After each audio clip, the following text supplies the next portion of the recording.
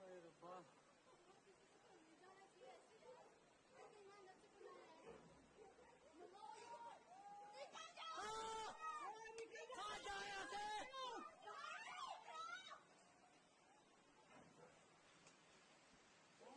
ओ बाबा building के अंदर लोग हैं इसमें नीचे आ रहा है वो देखो खाली हो गया बस सारा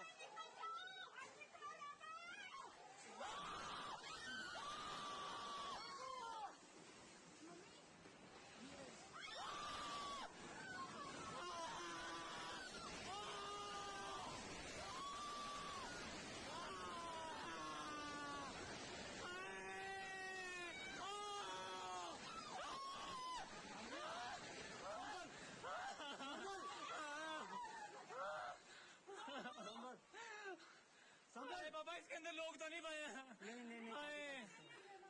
खाली कर देते चले जाओ यहाँ से पीछे हट जाओ पीछे हट जाओ यहाँ से